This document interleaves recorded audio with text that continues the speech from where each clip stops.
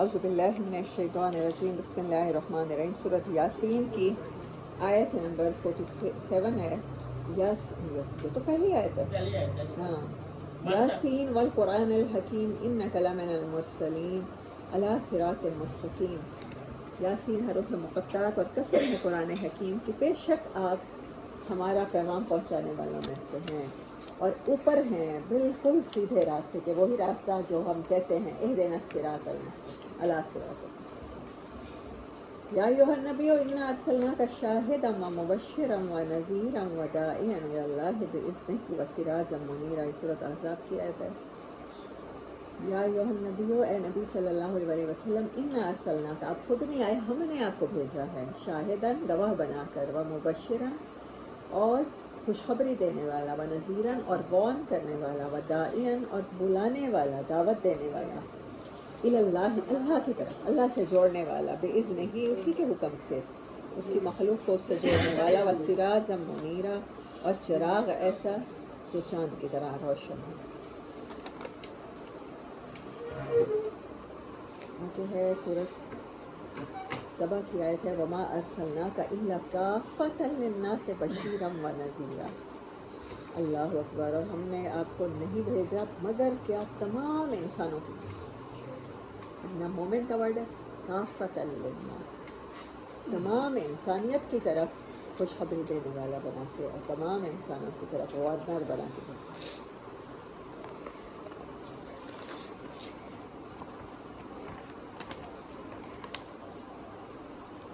اسی لیے تو ہم سیکھ رہے ہیں کہ نبی صلی اللہ علیہ وسلم نے جس طرح سے دین پہنچایا، ہمارے پہنچانے میں کون سی کمی ہے اور ہمارے اندر کون سی کمی ہے، اللہ وہی دور کرے۔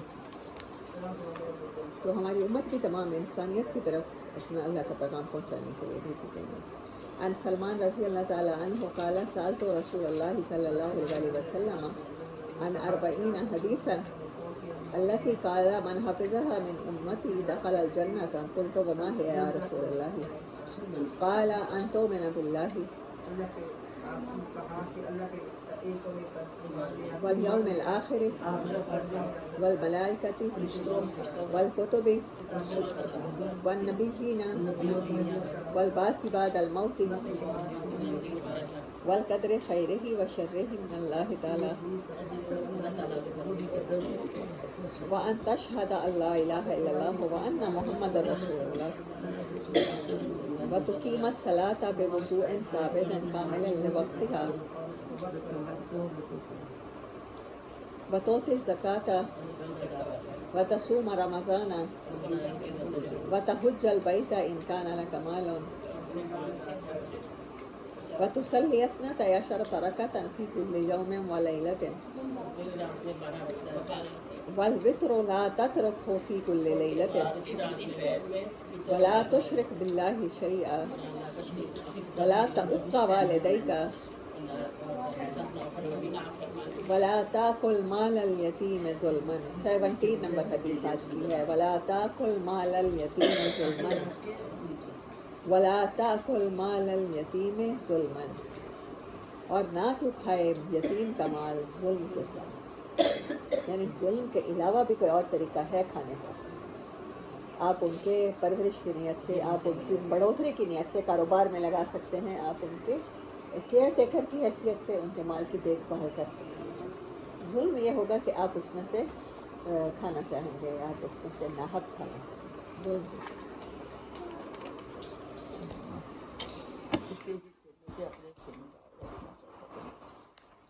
نبی کریم صلی اللہ علیہ وسلم کا زہد و تقوی۔ حضرت انس رضی اللہ تعالیٰ عنہ سے روایت ہے، رسول اللہ صلی اللہ علیہ وسلم دعا کرتے تھے، اے اللہ مجھے مسکینی کی حالت میں زندہ رکھ اور مسکینی کی حالت میں دنیا سے اٹھا اور مسکینوں کے گھروں میں میرا حشر فرما۔ یہ ترمذی کی حدیث ہے۔ رسول اللہ صلی اللہ علیہ وسلم کے ایک صحابی سے روایت ہے کہ ایک مجلس میں دولت مندی اور دنیاوی خوشحالی کا کچھ تذکرہ کرنے لگے کہ یہ اچھی چیز ہے یا بری اور دین اور آخرت کے لیے مضر ہے یا مفید، تو آپ نے اس سلسلے میں ارشاد فرمایا کہ جو شخص اللہ تعالیٰ سے ڈرے اور اس کے احکام کی پابندی کرے، اس کے لیے مالداری میں کوئی مذائقہ نہیں اور کوئی حرج نہیں۔ اور صحت مندی صاحب تقویٰ کے لیے دولت مندی سے بھی بہتر ہے، اور خوش دلی بھی اللہ کی نعمتوں میں سے ہے۔ یعنی اچھے طرح سے خوش اخلاقی سے پیش آنا یا ہر وقت خوش رہنا، یہ بھی اللہ کی نعمت ہے کہ آپ خوش نظر آئیں یا دوسروں کے ساتھ آپ خوش والا برتاؤ کریں، جس پر شکر واجب ہے۔ حضرت عائشہ رضی اللہ تعالیٰ عنہ سے روایت ہے کہ انہوں نے عروہ سے فرمایا، میرے بھانجے ہم اہل بیت اس طرح گزارا کرتے تھے کہ کبھی کبھی لگاتار 3 چاند دیکھ لیتے تھے، اور حضور صلی اللہ علیہ وسلم کے گھروں میں چولہا گرم نہ ہوتا تھا۔ 11 بیویاں تھیں، ان میں سے 4-5 تو ہوں گی نا اس ٹائم موجود، اور تو کتنے مہینے گھروں میں جتنے گھر تھے کہیں چولہا نہیں جلتا تھا۔ میں نے عرض کیا، پھر کیا چیز آپ لوگوں کو زندہ رکھتی تھی؟ عروہ فرماتے ہیں، حضرت عائشہ نے جواب دیا، بس کھجور کے دانے اور پانی، ہم انہی پر جیتے تھے۔ البتہ رسول اللہ صلی اللہ علیہ وسلم کے بعض انصاری پڑوسی تھے، ان کے ہاں دودھ دینے والے جانور تھے، وہ آپ کے لیے دودھ بطور ہدیہ کے بھیجا کرتے تھے، اور اس میں سے آپ ہم کو بھی دے دیتے تھے۔ یہ بخاری اور مسلم دونوں میں ہے۔ حضرت عائشہ رضی اللہ تعالیٰ عنہ فرماتی ہیں کہ رسول اللہ صلی اللہ علیہ وسلم نے ایسے حال میں وفات پائی کہ آپ کی زرہ 30 سا جو کے بدلے ایک یہودی کے پاس رکھی ہوئی تھی۔ عبداللہ بن شخیر سے روایت ہے کہ آپ برابر مغموم رہتے، کسی وقت آپ کو چین نہ آتا تھا، یعنی مقصد کے لیے آپ بے چین رہتے تھے کہ پتہ نہیں میں نے پورا پیغام پہنچایا ہے یا نہیں، کہ کہیں اور تک بھی پہنچ جائے، کہیں اور بھی دعوت و تبلیغ کا کام ہو جائے، کسی اور کی فلاح کا کام ہو جائے۔ یہ کیفیت فکر آخرت سے تھی، کچھ صاحب بک کا خیال ہے، اور دن بھر میں 70 یا 100 بار استغفار فرماتے تھے۔ حضرت ابن عباس رضی اللہ تعالیٰ عنہ فرماتے ہیں، رسول اللہ صلی اللہ علیہ وسلم کی ایک نواسی قریب الوفات تھی۔ حضور صلی اللہ علیہ وسلم نے ان کو گود میں اٹھا لیا اور اپنے سامنے رکھ لیا۔ سامنے رکھے ان کی وفات ہو گئی۔ ام ایمن جو آپ کی ایک کنیز تھیں چلا کر رونے لگیں۔ آپ صلی اللہ علیہ وسلم نے فرمایا، کیا اللہ کے نبی کے سامنے بھی رونا شروع کر دیا؟ چونکہ آپ کے بھی آنسو ٹپک رہے تھے، اس لیے انہوں نے عرض کیا، حضور آپ بھی تو رو رہے ہیں۔ حضور اکرم صلی اللہ علیہ وسلم نے فرمایا، یہ رونا ممنوع نہیں، یہ اللہ تعالیٰ کی رحمت ہے کہ بندوں کے قلوب کو نرم فرما دیں اور ان میں شفقت اور رحمت کا مادہ فرما دیں۔ پھر حضور اکرم صلی اللہ علیہ وسلم نے ارشاد فرمایا، مومن ہر حال میں خیر ہی میں رہتا ہے، حتیٰ کہ خود اس کی روح کو نکالا جاتا ہے اور وہ تعالیٰ کی حمد و ثنا کرتا ہے۔ یعنی کہ ہم کہتے ہیں کہ مرد ہو تو رو کیوں رہے ہو، مردوں کو پتھر دل ہونا چاہیے، اور آپ فرما رہے ہیں یہ دلوں کی نرمی کی وجہ سے، جن کے دل نرم ہوتے ہیں وہ روتے ہیں۔ رونا منع نہیں ہے، اس کو بلکہ رحمت قرار دیا۔ ہاں چلا کے رونا ہے تو وہ اللہ تعالیٰ کے نبی نے منع فرمایا صلی اللہ علیہ وسلم۔ حضرت عائشہ فرماتی ہیں کہ حضور اکرم صلی اللہ علیہ وسلم نے عثمان بن مظعون کو ان کی پیشانی کو ان کی وفات کے بعد بوسہ دیا۔ اس وقت حضور اکرم صلی اللہ علیہ وسلم کے آنسو ٹپک رہے تھے۔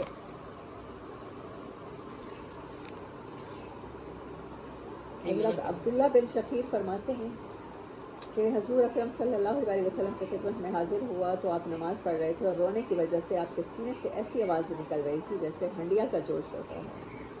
عبداللہ بن مسعود فرماتے ہیں کہ مجھ سے ایک مرتبہ حضور اکرم صلی اللہ علیہ وسلم نے ارشاد فرمایا کہ قرآن مجید سناؤ۔ میں نے عرض کیا، آپ پر تو نازل ہوا ہے، آپ ہی تو سناؤ۔ آپ نے ارشاد فرمایا، میرا دل چاہتا ہے کہ دوسروں سے سنوں۔ میں نے شروع کیا اور سورۃ نساء پڑھنا شروع کی۔ میں جب اس آیت پر پہنچا، فَكَيْفَ إِذَا جِئْنَا مِن كُلِّ أُمَّةٍ شَهِيدًا وَجِئْنَا بِكَ عَلَىٰ هَٰؤُلَاءِ شَهِيدًا۔ سو اس وقت کیا حال ہوگا جب کہ ہر امت میں سے ایک ایک گروہ کو حاضر کریں گے، اور آپ کو ان لوگوں پر جن کا آپ سے سابقہ ہوا ہے گواہی دینے کے لیے حاضر کریں گے۔ تو میں نے حضور پر نور صلی اللہ علیہ وسلم کے چہرہ مبارک کی طرف دیکھا تو دونوں آنکھیں گریہ کی وجہ سے بہہ رہی تھیں۔ حضرت انس فرماتے ہیں کہ حضور اکرم صلی اللہ علیہ وسلم اپنی صاحبزادی ام کلثوم کی قبر پر تشریف فرما تھے اور آپ کے آنسو جاری تھے۔ یہ آپ کے اندر نرم دلی تھی، اور آپ کے زہد و تقویٰ کا یہ حال تھا کہ کھانا کم کھایا کرتے تھے۔ اب اس کے پورشن سے پڑھتے ہیں ہسٹری کے۔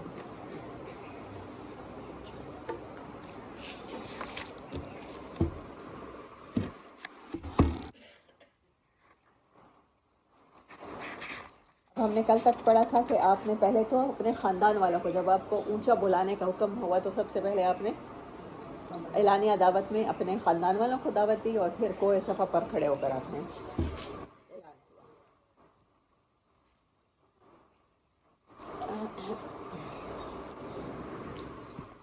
کیا کیا قریش کی حضرت ابو طالب کی خدمت میں آمد. 116 نمبر سے ان لوگوں نے آپ کی دعوت کے ریئیکشن میں یہ اکٹھے ہو کر آئے ہیں.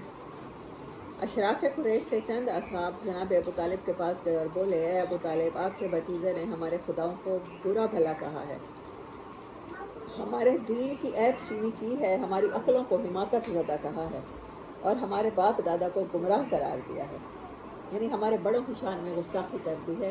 ان کو نہیں پتہ بڑوں کی کتنی عزت ہوتی ہے, اصل میں یہ بڑوں کے آگے بولے ہیں سمجھے. لہٰذا یا تو آپ انہیں ان سے روک دیں یا ہمارے اور ان کے درمیان سے ہٹ جائیں, کیونکہ آپ بھی ہماری طرح ان سے مختلف دین پر ہیں, ہم ان کے معاملہ میں آپ کے لیے بھی کافی رہیں گے. یعنی کہ آپ درمیان سے ہٹ جائیں, ان کی سرپرستی نہ کریں, پھر ہم پوچھ لیتے ہیں. اس کے جواب میں ابو طالب نے نرم بات کہی اور رازدانہ رب العزہ اختیار کیا. چنانچہ وہ واپس چلے گئے اور رسول اللہ صلی اللہ علیہ وسلم اپنے سابقہ طریقے پر رواں رہتے ہوئے اللہ کا دین پھیلانے میں مصروف رہے. انہی دنوں قریش کے سامنے ایک اور مشکل آن کھڑی ہوئی. یعنی ابھی کھلم کھلا تبلیغ کو چند مہینے ہی گزرے تھے کہ حج کا موسم قریب آ گیا. قریش کو معلوم تھا کہ اب عرب کے قبیلوں کے قبیلے اور وفد کے وفد آئیں گے حج کی وجہ سے. اس لیے وہ ضروری سمجھتے تھے کہ نبی صلی اللہ علیہ وسلم کے متعلق کوئی ایسی بات کہیں جس کی وجہ سے اہل عرب کے دلوں پر آپ کی تبلیغ کا اثر نہ ہو. اتنے لوگ جو آئیں گے اور آپ کی بات سنیں گے تو اتنے لوگ مسلمان ہو گئے تو ہمارا کیا بنے گا, ہم پہلے سے آپ کے متعلق کچھ ایسی باتیں پھیلائیں.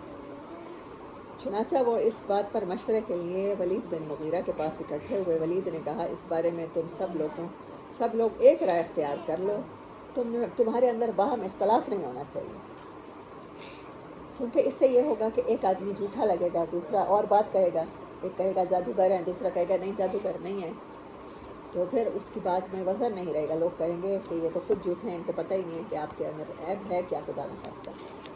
تو اس نے کہا کہ آپ لوگ اختلاف نہ کریں. لوگوں نے کہا آپ ہی کہیے. اس نے کہا نہیں تم لوگ کہو میں سنوں گا. اس پر چند لوگوں نے کہا کہ ہم کہیں گے کہ وہ کاہن ہے, یعنی آپ جادوگر ہیں. کہانت کے لیے جاتے ہیں نا لوگ کہ بتا دیں کہ حساب کر کے بتا دیں, وہ والا. ولید نے کہا نہیں بخدا وہ کاہن نہیں ہے, ہم نے کاہنوں کو دیکھا ہے. اس شخص کے اندر نہ کاہنوں جیسی گنگناہٹ ہے نہ ان کے جیسی قافیہ گوئی اور تک بندی. اس پر لوگوں نے کہا تب ہم کہیں گے کہ وہ پاگل ہیں. ولید نے کہا نہیں وہ پاگل بھی نہیں ہے, ہم نے پاگل بھی دیکھے اور ان کی کیفیت بھی. اس شخص کے اندر نہ پاگلوں جیسی دب گھٹنے کی کیفیت, نہ الٹی سیدھی حرکتیں, نہ ان کے جیسی بہکی باتیں. پھر کیوں اتنا عرصہ کہتے رہے یہ لوگ نبی صلی اللہ علیہ وسلم کو.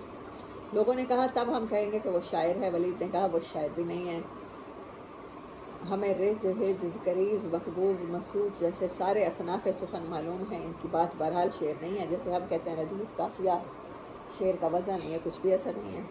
لوگوں نے کہا تب ہم کہیں گے کہ وہ جادوگر ہے. ولید نے کہا یہ شخص جادوگر بھی نہیں ہے, ہم نے جادوگر اور ان کا جادو بھی دیکھا ہے. یہ شخص ان کی طرح نہ تو جھاڑ پھونک کرتا ہے نہ گرا لگاتا ہے. یعنی کاہن کوئی اور چیز ہے جادوگر کے علاوہ.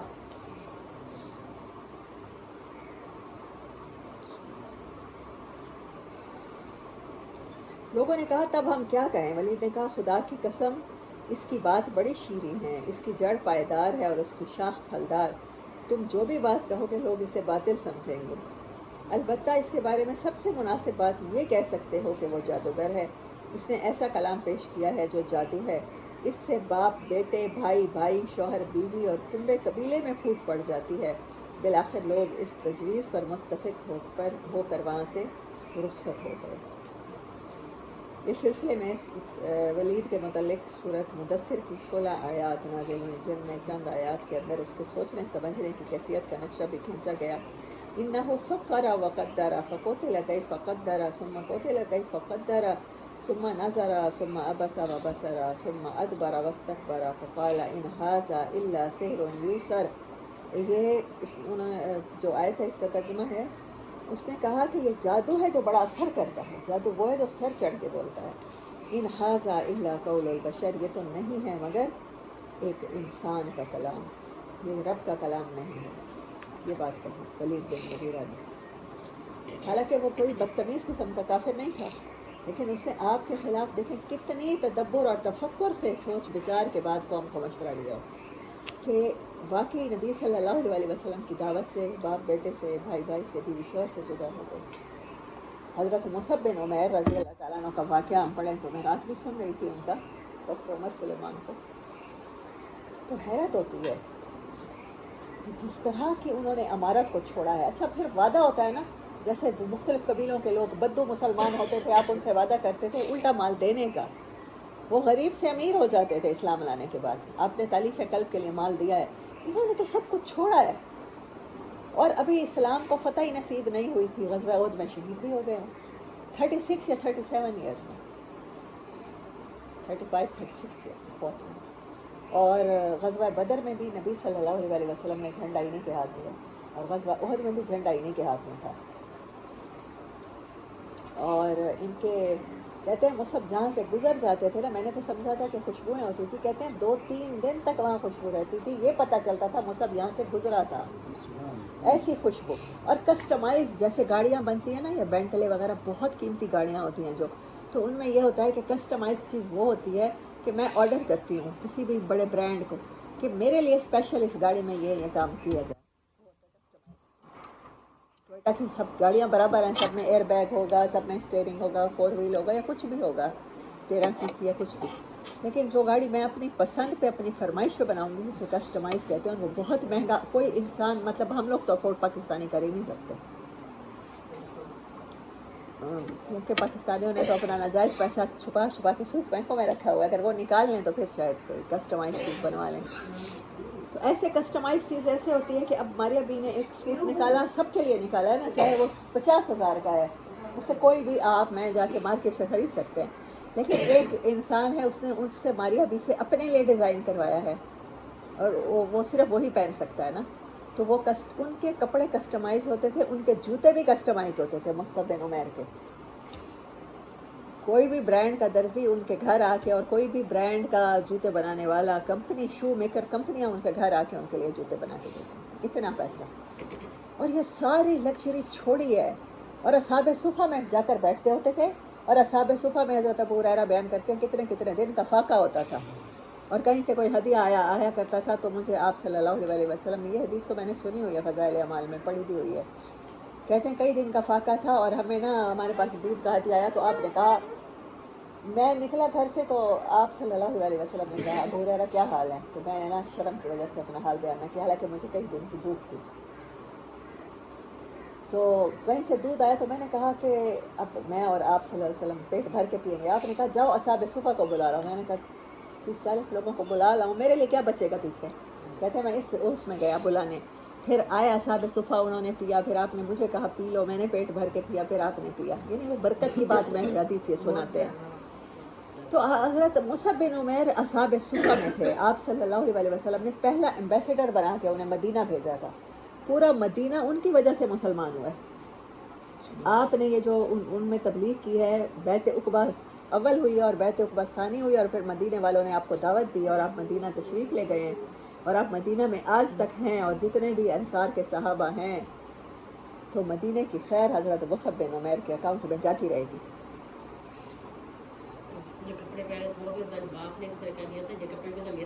جی سچا نہیں. تو ان کی والدہ بڑی امیر کبیر خاتون تھی، اور والدہ نے انہیں باندھ کے رکھا تھا پہلی ہجرت حبشہ کی دفعہ، اور ان کے اوپر پہرا بھی لگا ہوا تھا. وہ وہاں سے نکل کے بھاگے ہیں، سن کن لیتے رہتے تھے اور ہجرت کی ہے.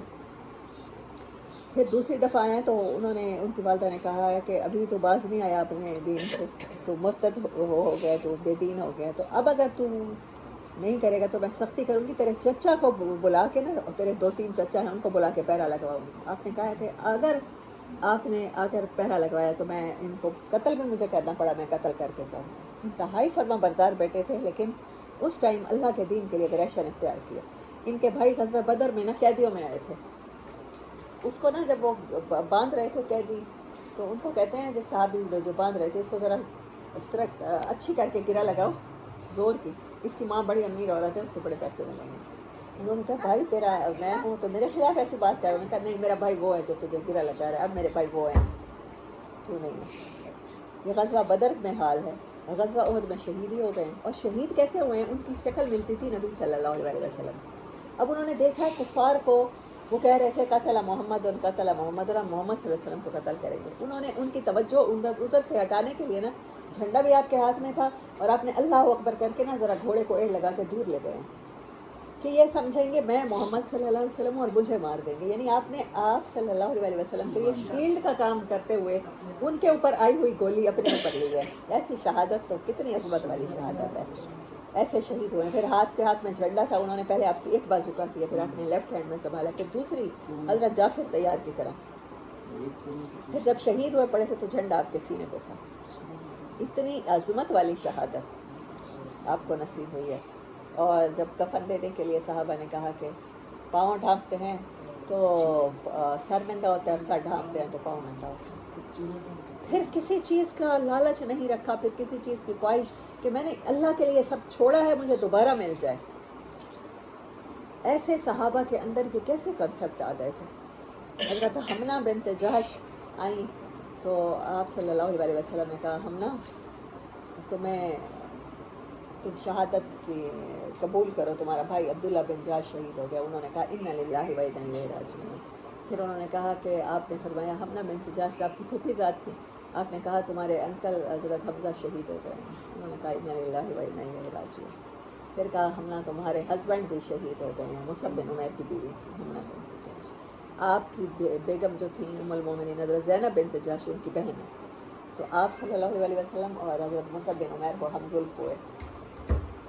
تو پھر وہ چلا کے رونے لگے کہ ہائے میرا تو خامد بہت اچھا آدمی تھا, تو یہ اب میں اس کا صدمہ کیسے برداشت کروں گی. ان کی ایک ہی بیٹی تھی حضرت مصعب بن عمیر کی, اور بس 36 سال زندہ رہے. اس میں کیا ہوگا, مطلب یہاں پر مدینہ ہجرت کر کے نکاح کیا ہوگا.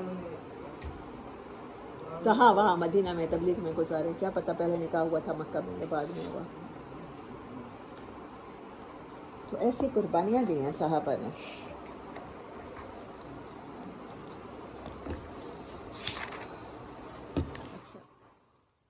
بہرحال یہ قرارداد طے پا چکی تھی, اسے جام عمل پہنانے کی کارروائی شروع ہو گئی. آپس میں مشورہ کیا, میٹنگ کی, اور پھر ولید بن مغیرہ کے مشورے پر ان لوگوں نے کہا کہ ہم جادوگر کہیں گے, اور جادوگر بھی ایسا جس کا جادو بڑا چلتا ہے. اور واقعی جادو چلا. دیکھیں مصعب بن عمیر کیسے تھے, اور وہ اماں بھی کہتی ہے کہ مجھ پر تیرا جادو چل گیا کہ تو وہی جادوگر ہے, تو جس کی گٹھلی اٹھا کر آپ چھوڑنے گئے تھے. ہاں, کچھ کفار عازمین حج کے مختلف راستوں پر بیٹھ گئے اور وہاں سے گزرنے والے کو آپ کے خطرے سے آگاہ کرتے تھے. اس کام میں سب سے زیادہ پیش ابو لہب تھا. اسی لیے اللہ نے اس کے بارے میں سورت نازل کی کہ آپ جب اپنے ہوں اور اپنوں کی مخالفت میں آپ اس حد تک پہنچ جائیں. وہ حج کے ایام میں لوگوں کے ڈیروں اور اوقاس یعنی بازار ہیں, مجنہ اور ذوالمجاز کے بازاروں میں آپ کے پیچھے پیچھے لگا رہتا. آپ اللہ کے دین کی تبلیغ کرتے اور ابو لہب پیچھے پیچھے سے یہ کہتا یہ جھوٹا ہے, یہ بد دین ہے, اس کی بات نہ مانو. یعنی اسی وقت بات کا اثر بھی کہیں نہ ہو جائے, ختم کرنے کے لیے ساتھ ساتھ بکواس کر رہا ہے وہ بندہ. اس دوڑ دھوپ کا یہ نتیجہ ہوا کہ لوگ حج سے اپنے گھروں کو واپس ہوئے تو ان کے علم میں یہ بات آ چکی تھی کہ آپ نے نبوت کا دعویٰ کیا. یعنی مکہ میں کوئی ایک ایسا شخص ہے جس نے کہا ہے کہ وہ نبی ہے, اور یوں ان کے ذریعے پورے عرب میں آپ کا چرچا پھیل گیا. جب قریش نے دیکھا کہ محمد صلی اللہ علیہ وسلم کو تبلیغ دین سے روکنے کی کوئی حکمت کام نہیں کر رہی, تو انہوں نے ایک بار پھر غور و خوض کیا. اب انہوں نے کیا کیا, آپ کے لیے مختلف قسم کے انداز اپنائے. ہنسی اڑانا, ٹھٹھا اڑانا, تحقیر, استہزاء, مسلمانوں کو بد دل کر کے ان کے حوصلے توڑے جائیں. اب دیکھیں والدہ سے زیادہ قریبی رشتہ کیا ہوتا ہے. صرف ایک مصعب بن عمیر تو نہیں تھے نا, حضرت ابو بکر ہیں, حضرت عمر جیسے صحابی بھی ہیں, حضرت سعید بن مسیب, حضرت سعید بن زید اور حضرت فاطمہ جیسے بھی ہیں جن کو حضرت عمر نے اپنی بہن کو خود مارا پیٹا, اور انہوں نے کہا کہ عمر تم سے جو ہو سکتا ہے کر لو, میں تو دین سے نہیں پھروں گی. ہاں, تو یہ سب کچھ ہوتا رہا, لیکن صحابہ کے حوصلے نہیں ٹوٹ رہے تھے. اور حضرت بلال, حضرت عمار بن یاسر, یہ تو غلاموں کے خاندان تھے, ان کے ساتھ تو انہوں نے بہت برے کیے ہیں. حضرت خباب بن ارد. تو چنانچہ مشرکین نے نبی صلی اللہ علیہ وسلم کو ناروا تہمتوں اور بیہودہ گالیوں کا نشانہ بنایا. چنانچہ کبھی وہ آپ کو پاگل کہتے, وقالوا یا ایھا الذی نزل علیہ الذکر انک لمجنون.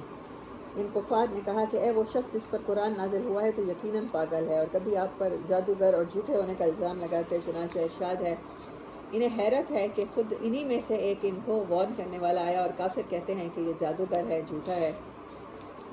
وَإِنْ يَكَادُ الَّذِينَ كَفَرُوا لَيُزْلِقُونَكَ بِأَبْصَارِهِمْ لما سمعوا الذکر، سورۃ قلم کی آیت ہے، وَيَقُولُونَ إِنَّهُ لَمَجْنُونٌ، اور جب کفار اس قرآن کو سنتے ہیں تو آپ کو ایسی نگاہوں سے دیکھتے ہیں کہ گویا آپ کے قدم اکھاڑ دیں گے، اور کہتے ہیں کہ یقیناً یہ پاگل ہے۔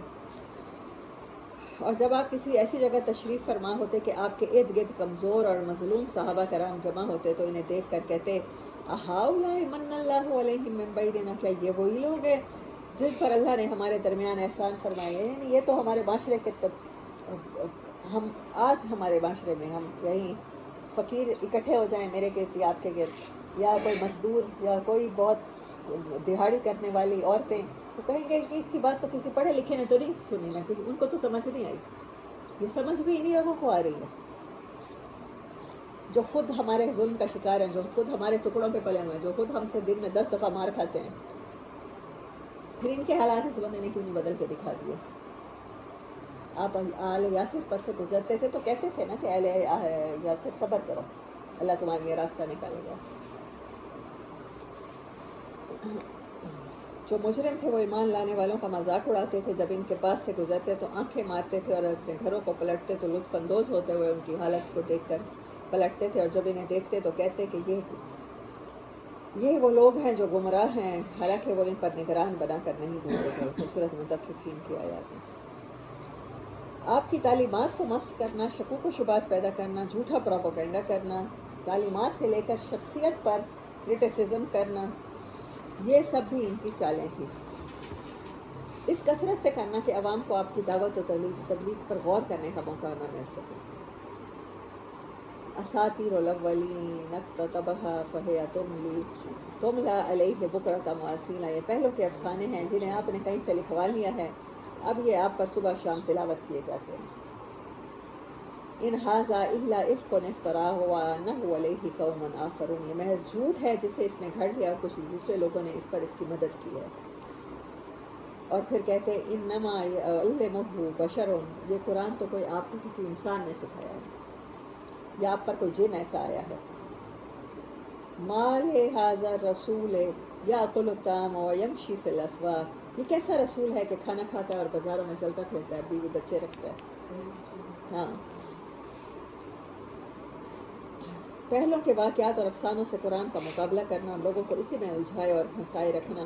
چنانچہ نصر بن حارث کا واقعہ ہے کہ اس نے ایک بار قریش سے کہا، قریش کے لوگوں، خدا کی قسم تم پر ایک ایسی آفت آن پڑی ہے کہ تم لوگ اب تک اس کا کوئی توڑ نہیں لا سکے۔ محمد صلی اللہ علیہ وسلم تم میں جو جوان تھے تو تمہارے سب سے زیادہ پسندیدہ آدمی تھے، سب سے سچے اور سب سے بڑھ کر امانت دار تھے۔ اب جب کہ ان کی کنپٹیوں پر سفیدی دکھائی دینے لگی ہے تو تمہارے پاس کچھ باتیں لے کر آئے ہیں تو تم کہتے ہو کہ وہ جادوگر ہیں۔ بخدا نہیں، وہ جادوگر نہیں، ہم نے جادوگر دیکھے ہیں، ان کی جھاڑ پھونک بھی دیکھی ہے اور گروہ بندی بھی دیکھی ہے۔ تم لوگ کہتے ہو وہ کاہن ہیں، نہیں وہ کاہن بھی نہیں ہیں، ہم نے بخدا کاہن بھی دیکھے ہیں، ان کی الٹی سیدھے حرکتیں بھی دیکھی ہیں اور ان کی فکرہ بندیاں بھی سنی ہیں۔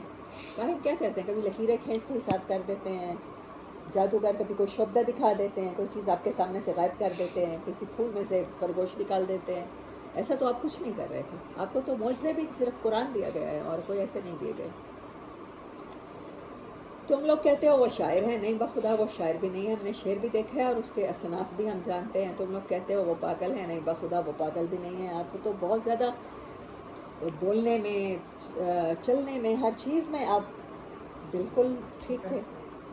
ایک پاگل آدمی جس طرح کی الٹی سیدھی حرکتیں کرتا ہے، اپنے سر میں اٹھا کے مٹی ڈالنا یا میلے کپڑے پہننا یا کتنے کتنے دن نہ نہانا یا اس کے منہ سے رال بہنا، وہ پتہ چل رہا ہوتا ہے کہ مینٹلی ال ہے یا کوئی نفسیاتی طور پر کوئی اس کی رگ وغیرہ دب گئی ہے یا اسے کوئی لکوہ یا فالج ہوا ہوا ہے، پتہ چل جاتا ہے۔ تو وہ پاگل بھی نہیں ہے، ہم نے پاگل پن دیکھا ہے۔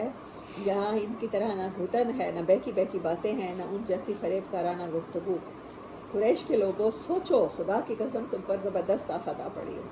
اس کے بعد نصر بن حارث ہرا گیا، وہاں بادشاہوں کے واقعات اور رستم اور اسفندیار کے قصے سیکھے، پھر واپس آیا تو جب رسول اللہ کسی جگہ بیٹھ کر باتیں کرتے صلی اللہ علیہ وسلم اور اس کی گرفت سے لوگوں کو ڈراتے تو آپ کے بعد یہ شخص وہاں پہنچ جاتا اور کہتا، بخدا محمد کی باتیں مجھ سے بہتر نہیں ہیں۔ اس کے بعد وہ فارس کے بادشاہوں کے قصے سناتا، پھر کہتا آخر کس بنا پر محمد کی بات مجھ سے بہتر ہے صلی اللہ علیہ وسلم۔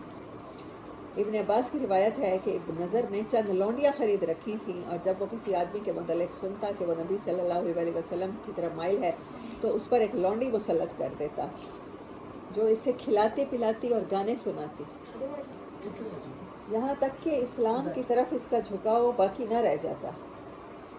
اس سلسلے میں ارشاد نازل ہوا، وَمِنَ النَّاسِ مَن يَشْتَرِي لَهْوَ الْحَدِيثِ لِيُضِلَّ عَن سَبِيلِ اللَّهِ، اور لوگوں میں کچھ ایسے ہیں جو فضول بات کرتے ہیں تاکہ وہ لوگوں کو اللہ کی راہ سے بھٹکا دیں۔